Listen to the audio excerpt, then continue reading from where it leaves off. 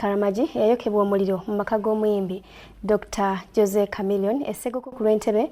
Client waffe ye kitaawe w'omugenzi Karamagi Major Kyamanywa azze asuubizibwa ebbanga ddene gavumenti ya kuno kuba erina obuvunaanyizibwa okukuuma abantu n'ebyabwe nga n'omuntu singa amala n'aggyibwa mu bulamu oba n'asindikibwa okulunda embogo mu bumenyi bw'amateeka gavumenti ya kuno erina obuvunaanyizibwa okunoonyereza n'ezuula ani abasse munnansi.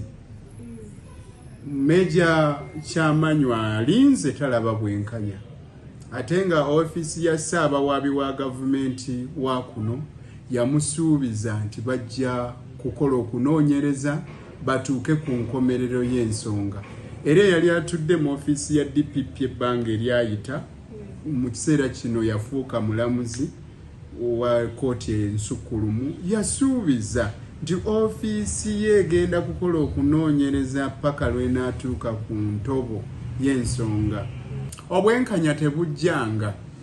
Abalina okukola obwenkanya beebo be tubuulira nti mukole obwenkanya obulina okukolebwa. Mukole okunoonyereza. Ne bwe kiba kitegeeza kuddamu kuzimba ekifo ekyo awaakolebwa obutemu obwo gye bayita scene of crime kikolebwe.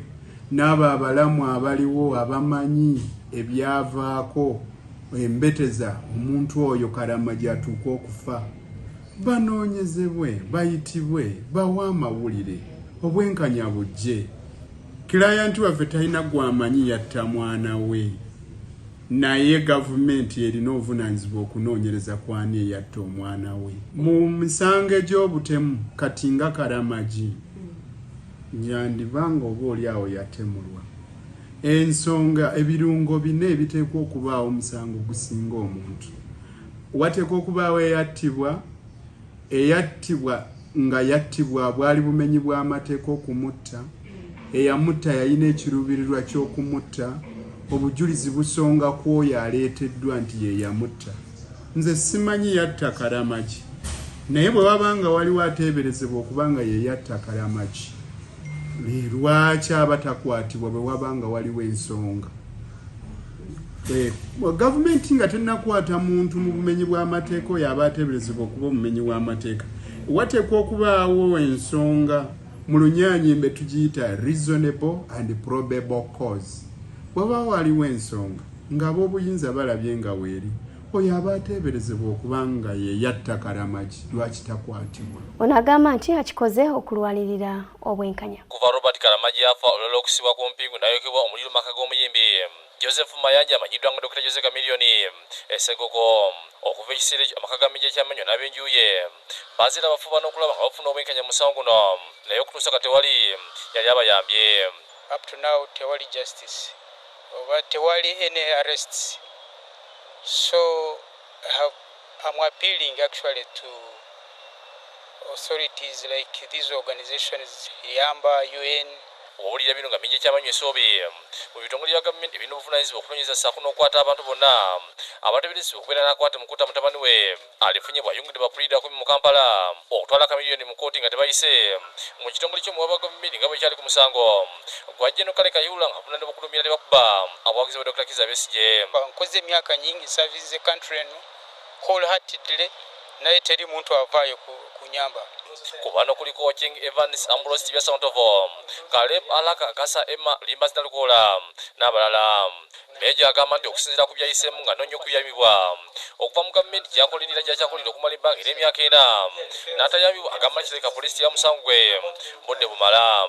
Era yeewuunya engeri polisi gyeremeddwa okukwata omuntu yenna nga mutabani we yafiira amanyiddwa bulungi era nga polisi bamujja mu maka ga Chameleon. Ne we bamwokera olabe gundi essubi lyonna liyidde. Apoliisi baatuukayo ne bainvestigatinga ne bafunaki ekyali mabega g'okufa gw'omwana. N'olwekyo singa abapoliisi balevisitinga omusango guno ne baguwa obudde. Ono kati ayagala ofiisi wa pulezidenti okumuyamba kubanga ye ng'omusirikale tasobola kuwulira ggwanga.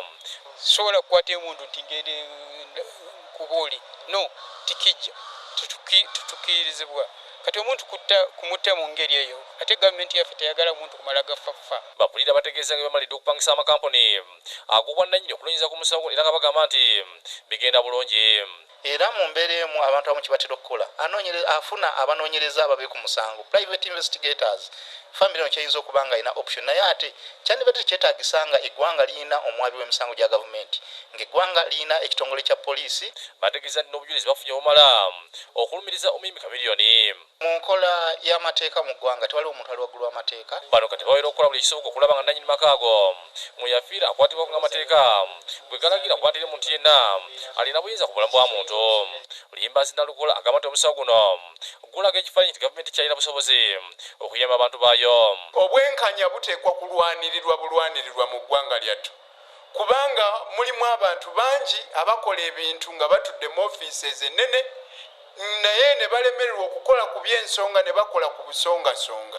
Bapulira batonnyonnyodde ensonga lwaki beegasse ku bitongole bannakyewa okuli Yamba Foundation okulaba nga Meja afuna obwenkanya. This is just a case of the rich versus the poor, where the rich use everything to ensure that it is suffocated.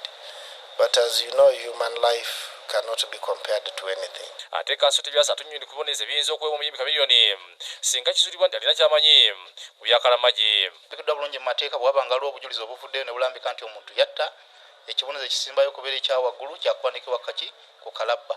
Naye okusinziira kooti engeri gy'ebeera byemu eyinza okulagira omuntu bamusiba amayisa oba bamusibeyo emyaka 7.